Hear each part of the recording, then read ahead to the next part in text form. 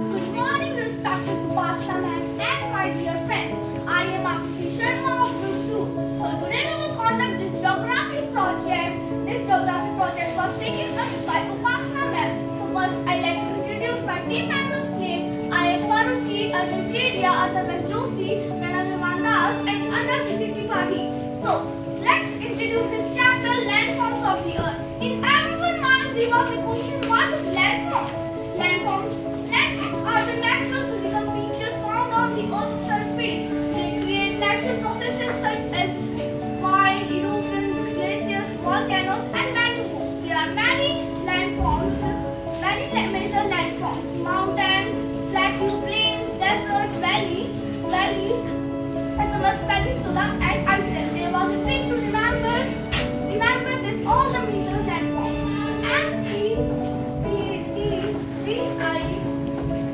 And M for mountain, P for plateau, P for plains, P for desert, P for valleys, I for interiors, P for peninsula, and I for island. Now we'll describe this chapter in very great detail. So now I like to call I am Faruqi to describe what is valleys and types of valleys.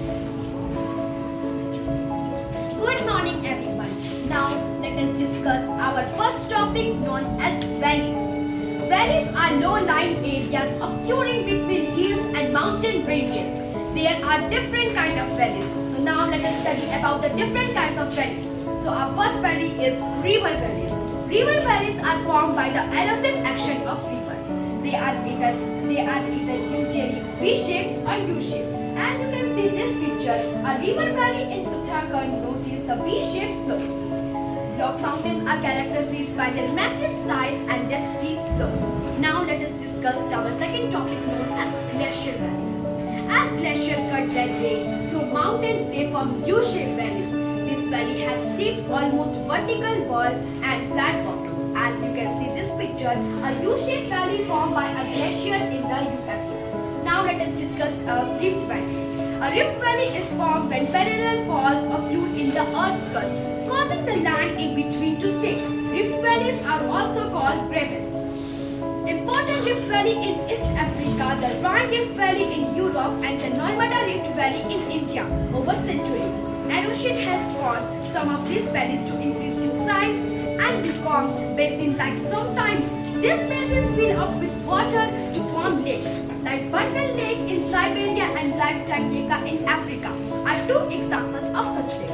As you can see this picture, a rift valley in Ireland caused by faulting. So now let us discuss the differentiate between river and glacial valleys and the river valleys. They are formed by erosive action and the river. They are either U-shaped or V-shaped. They are caused by exogenous processes. Now let us discuss about river valleys.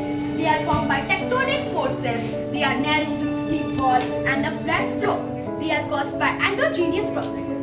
So now let us discuss our second topic known as plateaus. Plateaus occupy almost a third of the earth's land surface. A plateau is a highland with a flat top.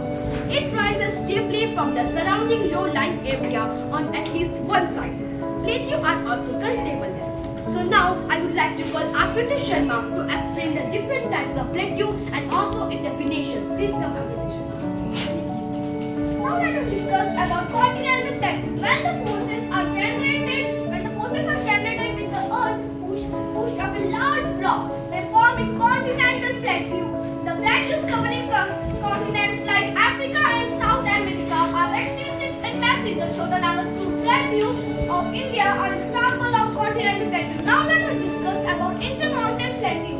Sometimes the plateaus surrounded by mountains are called intermountain plateau. The plateau of Tibet and the Ecusino in South America are examples of intermountain plateau. As you can see here, the plateau of Tibet. Now let us discuss about the volcanic plateau. There are times when seeds of volcanic lava accumulate to form a volcanic plateau or highland. The Deccan Plateau of India is an example of volcanic plateau. Here you can see the Deccan Plateau is the example of volcanic plateau. Now let us discuss about plains. A plain is an extensive area of nearby flat or gently rolling or flat plain. lie more than 200 meters above sea level. They are also called lowland seas. Plains are mainly divided into three parts: structural, depositional, and erosional. Let's discuss about structural plains. Structural plains. They are found in areas where the crust has been undistributed for a long time and is still relatively flat and stable. The East European plain of Russia, the Great Plains of North America, and the central lowlands of Australia are examples of structural plains. Now let us discuss about depositional plains. Depositional plains are formed when agents of erosion, namely rivers, waves, and glaciers. Depositional plains formed by rivers are called alluvial plains. Mines have created vast depositional plain called Loess Plain. Loess is the fine mineral rich in material formed by wild erosion. Now I like to call Atharva Joshi and Arvind Kedra to describe about erosional plain and minor landforms.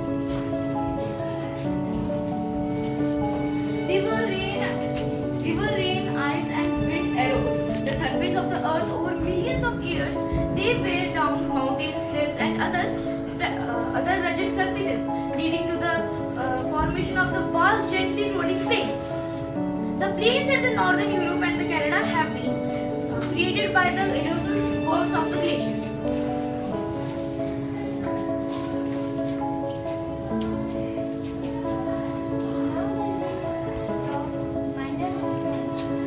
Apart from these major landforms, there are three types of minor landforms: peninsula, isthmus, and island.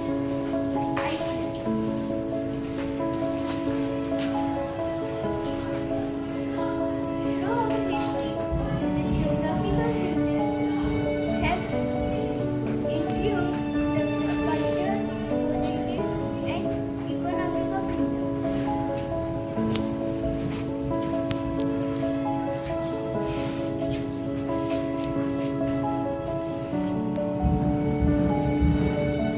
Now let's talk about the peninsula.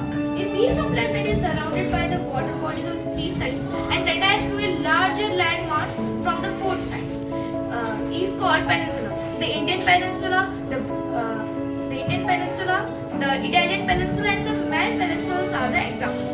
Now I like to call Pranav Vivandas to describe about the ecosystem. Isthmus is a narrow strip of land joining two large land masses.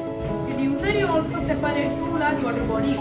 The Isthmus of Panama join North America with South America and divide the Atlantic and Pacific Ocean. The Isthmus of Suez join Asia with Africa and act as a barrier between the Mediterranean Sea and the Red Sea. By cutting a canal through an isthmus, sea roads are shorter. The Suez Canal and the Panama Canal are the best example. Explanation: an isthmus is a narrow strip of land that connects two large areas. These separate two large water bodies. For example, the Isthmus of Panama join North America and South America and separate the Atlantic and Pacific Ocean.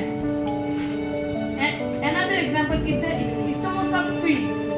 Isthmus of Suez join Asia and Africa and separate the Mediterranean and the Red Sea. When a canal is built through an isthmus, ships can travel a shorter distance. The Suez Canal and the Panama Canal are the best example. Isthmus is very important because it connects lands, separate water bodies, and help making sea travel short and easier. Now I'd like to invite Arnav. Now we will discuss about island. An island is a piece of land that completely surrounded by water into four sides.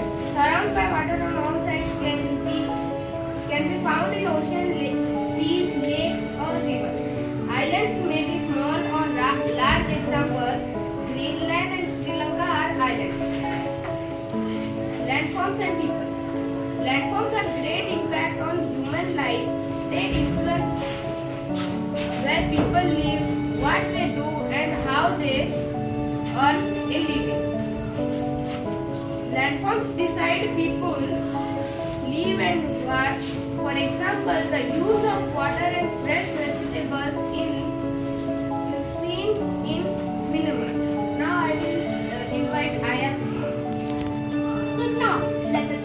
about landforms and ancient history. So, as we can see, India is surrounded on three sides by seas, ocean, and so on. So,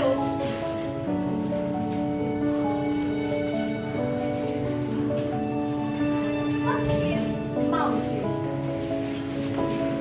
and the second is plateau. Then coast. Then plains. Then the last desert. So now I would like to call Arvind Kedia to explain. Please come.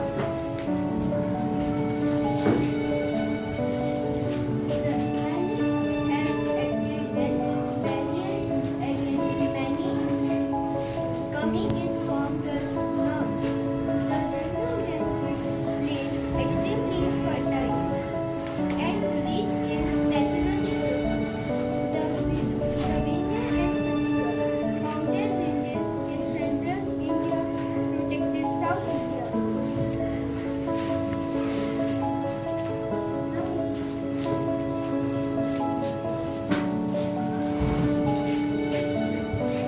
Now let us talk about the Indo-Gangetic Plain. The Indo-Gangetic Plain is extremely fertile and rich in natural resources. The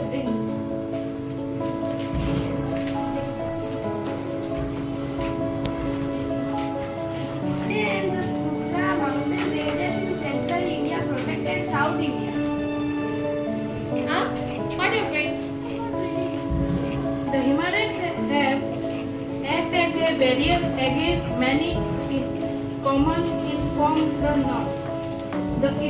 The Indo-Gangetic Plain extends fertile and rich in natural resources.